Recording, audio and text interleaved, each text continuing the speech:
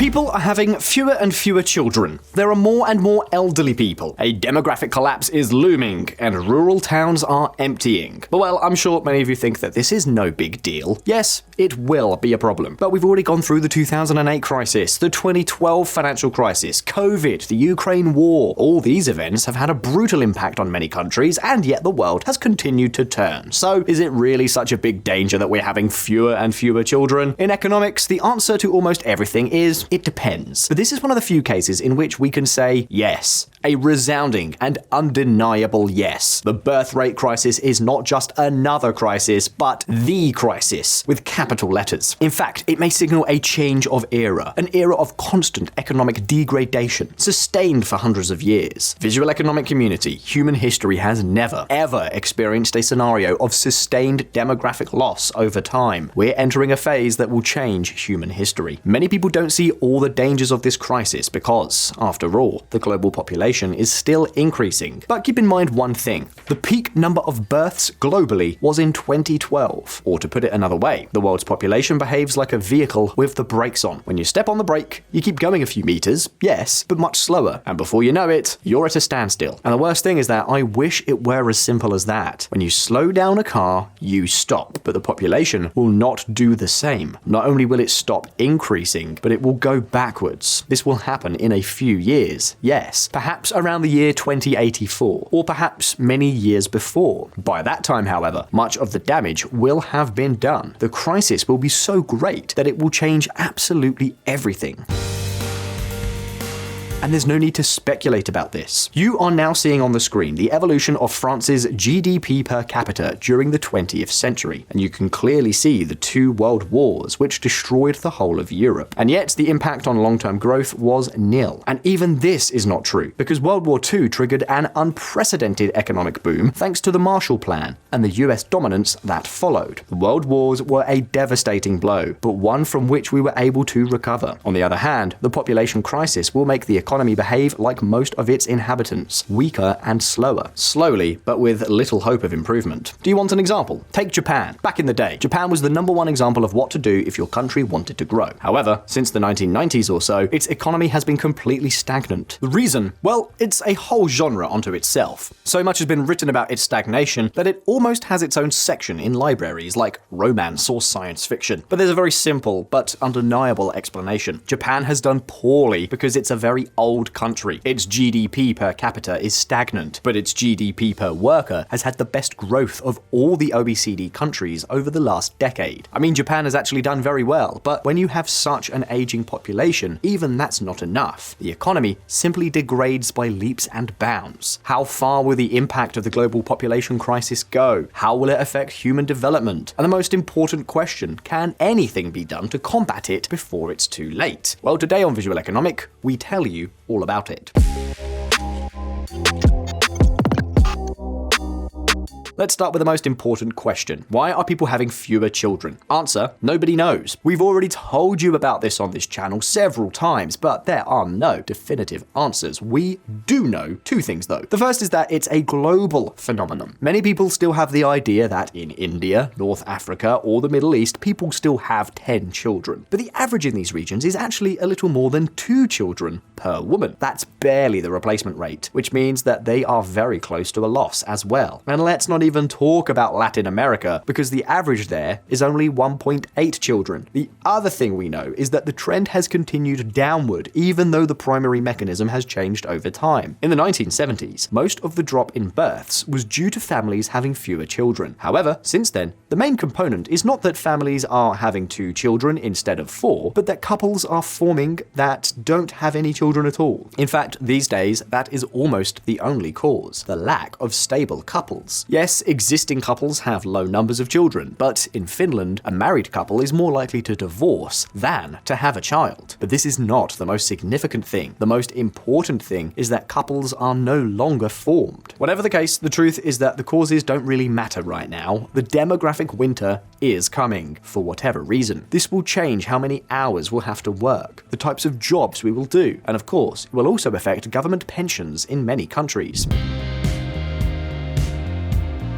If If there's one thing that we all need to be clear about, it's that the number of young people between 15 and 64 years of age will plummet compared to that of older people by the year 2050, which is not that far off either. In the developed countries of Europe and Asia, there won't even be 2 workers for every pensioner. But it's not just the richest countries that are the problem. Between 1997 and 2050, India's dependency ratio will have gone from 14 young people for every retiree to fewer than 5. And overall, globally, over the next 25 years, this figure is set to more than halve.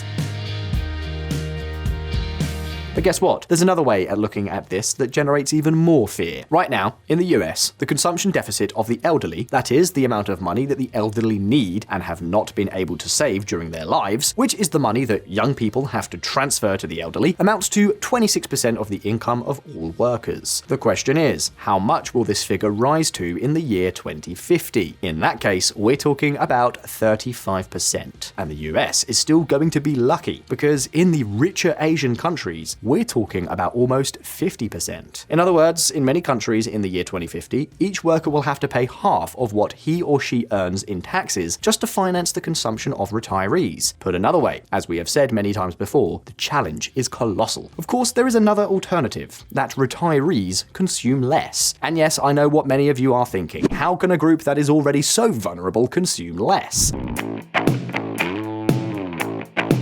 And let's see. It's true that there are very vulnerable retirees with very low pensions and who cannot work. But let's face it, the over 65s are the group with the lowest risk of poverty in almost all rich countries except South Korea. In Spain, for example, only 1 in 5 people over the age of 65 is at risk of poverty, while for those under the age of 30, it's 1 in 3.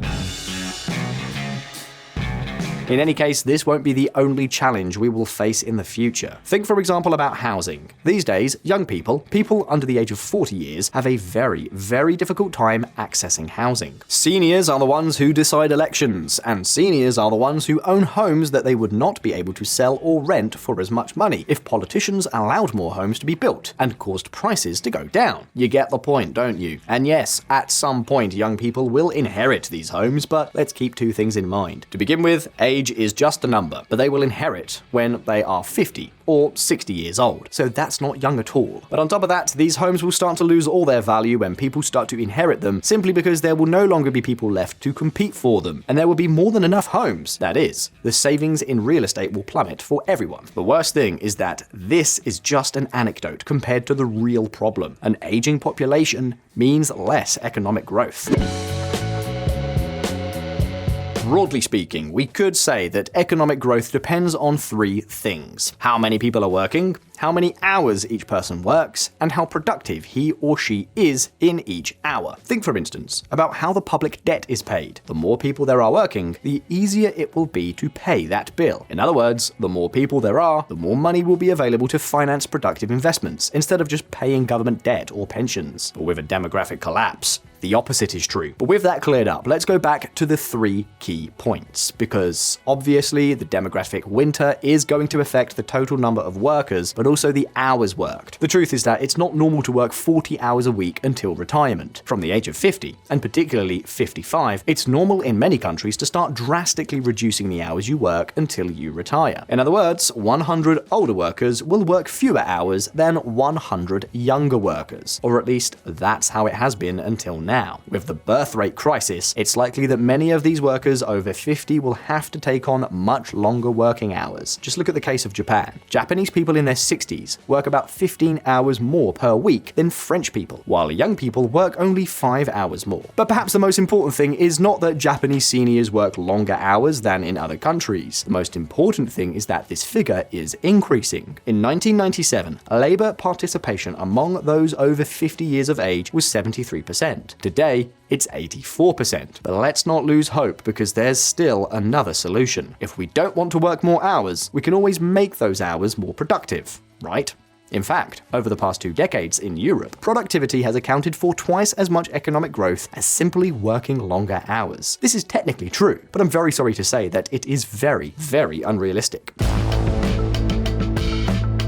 Productivity growth is not stagnant. It's in free fall virtually everywhere in the world. Even in the US, a country that has done very well in recent decades thanks to its technology sector, productivity is growing at half the rate of the previous 20 years. And at what rate would it have to grow to sustain on its own a rate of economic growth like the current one, which is not so high either? Well, you're looking at it on the screen. Rich countries would have to multiply the rate at which their productivity grows by 2 times to 4 times in the worst cases, like Spain.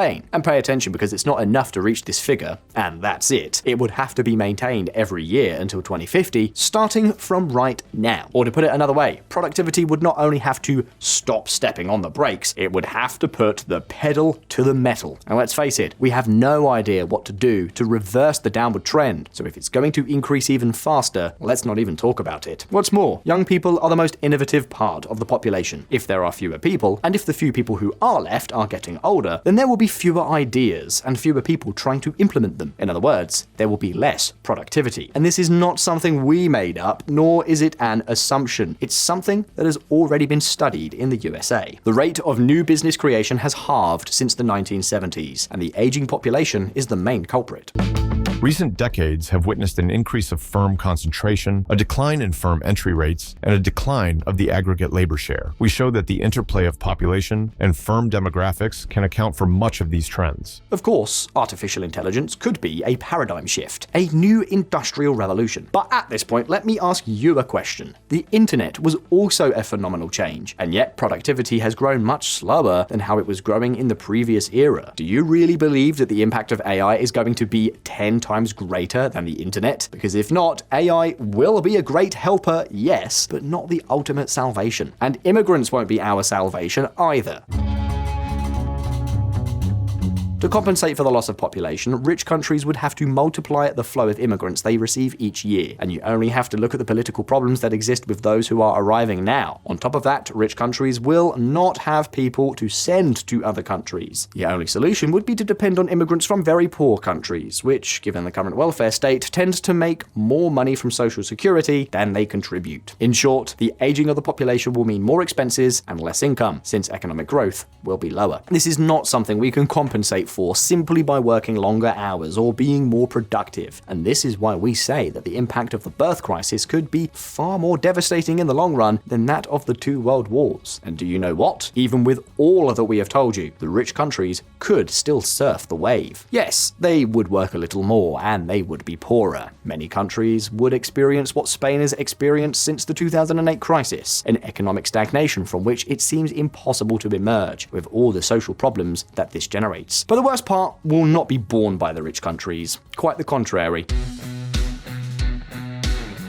The birth rate in emerging countries is also falling by leaps and bounds. At this rate, many of these countries will also stagnate, but they will do so while remaining very poor. It's estimated that when countries like India drop to having a dependency ratio of only 4 workers per retiree, their GDP per capita will be barely $10,000 per year. With these figures, forget about reaching the standards of living that exist today in Germany or the USA, they would not even reach the minimum to be considered developed countries. While the birth rate crisis is a problem for developed countries, for emerging countries, it's a race against the clock, a race to get rich before their economies stagnate. And unfortunately, it's a race that many countries look set to lose. Of course, the ideal would be to nip this problem in the bud, to get people to go back to having more children. But we've been trying to do this for decades without any results. Countries like Hungary have invested 5% of their GDP every year. And how many new births have they achieved? Well, practically 0. At most, the only thing that this type of aid achieves is that families who were already planning to have children have them a little earlier. Still, we don't want to end this video on such a negative note.